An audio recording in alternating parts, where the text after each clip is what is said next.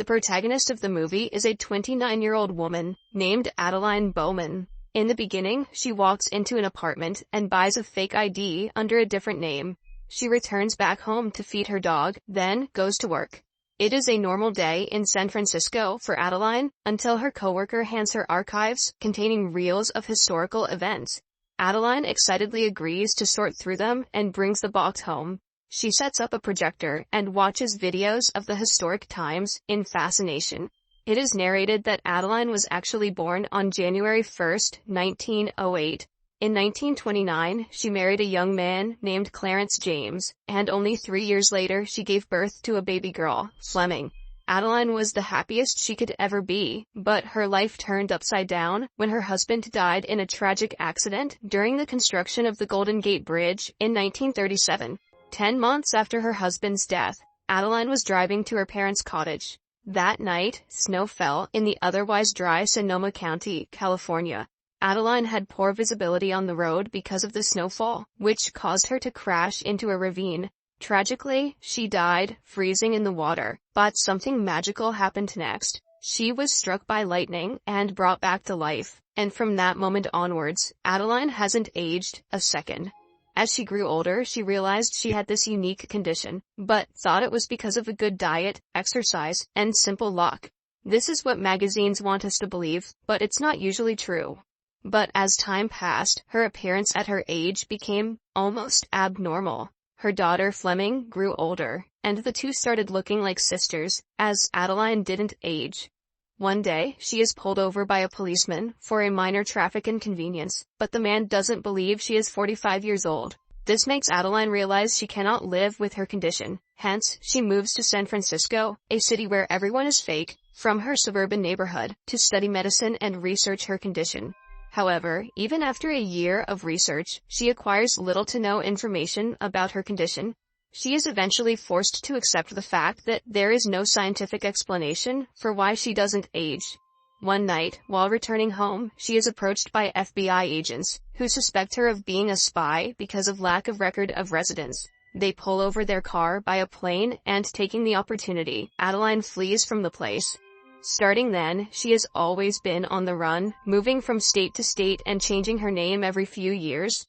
It is currently 2014, and Adeline is 106 years old, but neither her appearance nor her health has changed since she was 29. Her daughter Fleming has aged gradually, and looks old enough to be Adeline's mother. Currently, she is living as Jennifer Larson, and is about to move in 7 weeks, under a different name. On her 107th birthday, Adeline's blind friend Regan invites her to a New Year's Eve party. Adeline dresses up beautifully, and arrives at a lavish mansion. There, she sees decades-old pictures of herself, and reminisces about her friends. Adeline meets Regan, who jokes about only younger men liking her, not knowing that she doesn't age. While they talk, Adeline locks eyes with a handsome young man across the room, named Ellis Jones.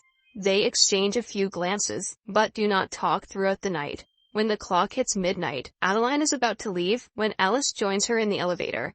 They introduce themselves, and get to know more about each other. Adeline introduces herself as Jennifer, trying to stay as far away from him as possible. It is clear that Ellis is more interested in her than she is in him. He awkwardly escorts her out, and asks her how they can meet again, but Adeline leaves, after wishing him a happy new year. The following day, she goes to meet Fleming for lunch. The mother and daughter hug, and have a happy conversation. Fleming tells Adeline about her plan to move into a retirement home, somewhere far away, which Adeline is not happy about because she wants to stay closer to her daughter. Adeline is nostalgic, and wants to see her daughter in diapers again. The next day, Adeline is surprised to see Ellis walk into her work. Ellis has become a stalker in a single day. He has somehow found out where she works, and has brought her books as gifts. This time, he bravely asks her out on a date, and seeing the man try so hard, Adeline agrees. Besides, he probably knows where she lives. She asks him to take her to a place she has never been before in San Francisco. Ellis accepts the challenge, and takes her to the recently found historic tunnel.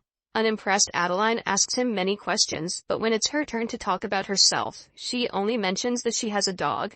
Before leaving, Adeline tells him about her plans to move to a different state soon. Hearing this, Ellis asks her out on a second date, and makes her accept it, after telling an awful joke.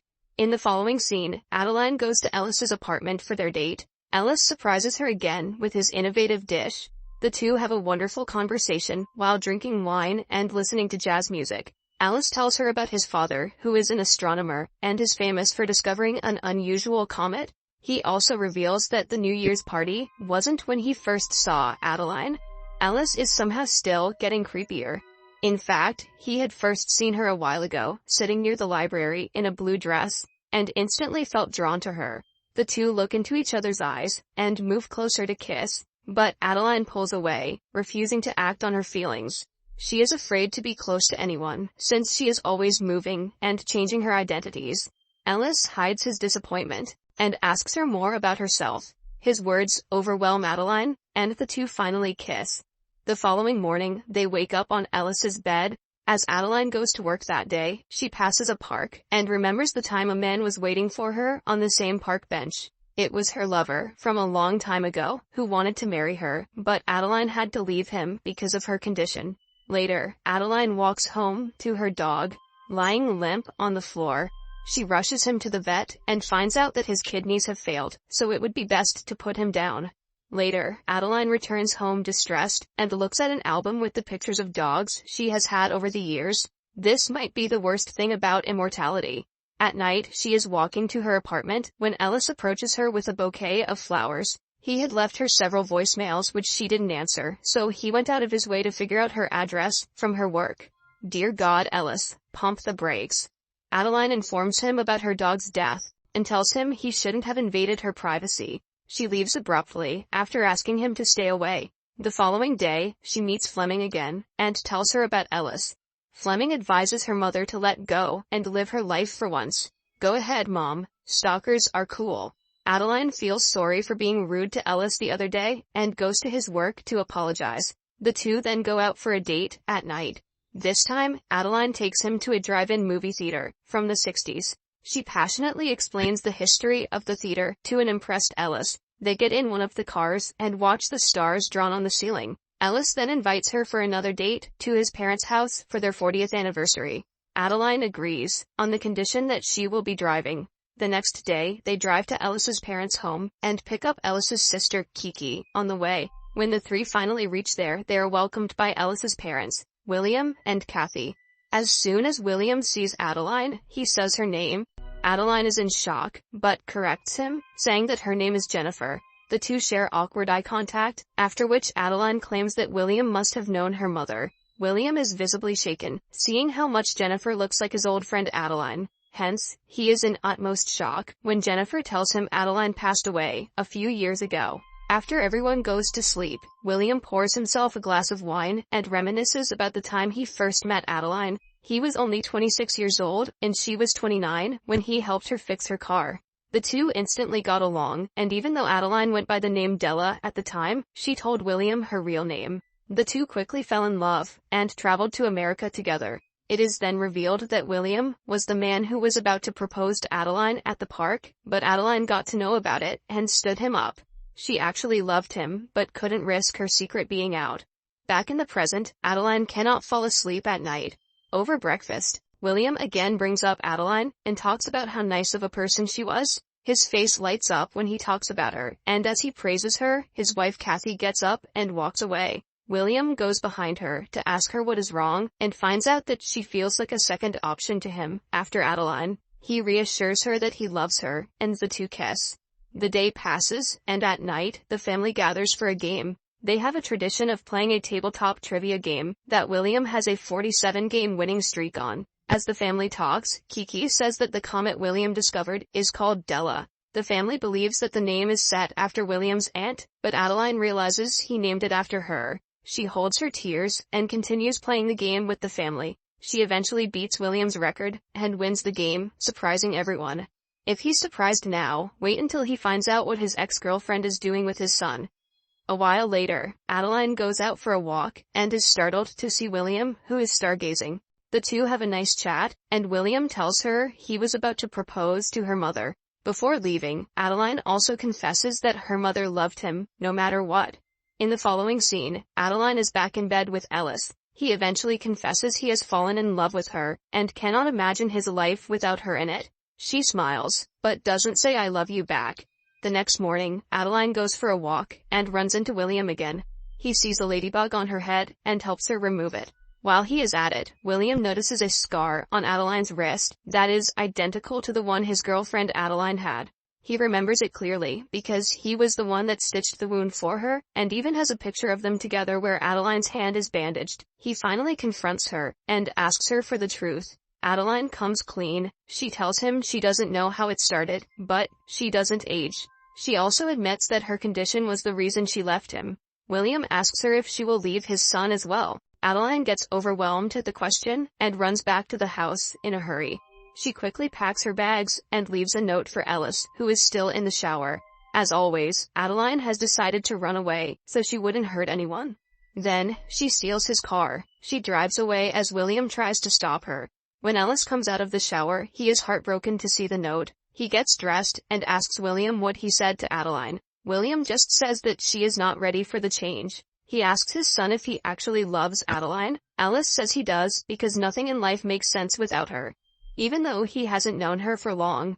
Hearing this, William hands his car key to Ellis, urging him to go look for Adeline. Ellis flexes his stalker skills and calls Adeline numerous times on his way, but she ignores all the calls. She pulls over her car, coincidentally near the same place her accident took place decades ago. Adeline reminisces about the times she has run away from life and realizes she loves Ellis too much to stay without him. She then calls Fleming and tells her she is going to settle in life. However, after the call, Adeline gets hit by a speeding car. Her body lies limp by the side of the road, and for the first time in 78 years, it snows in Sonoma County.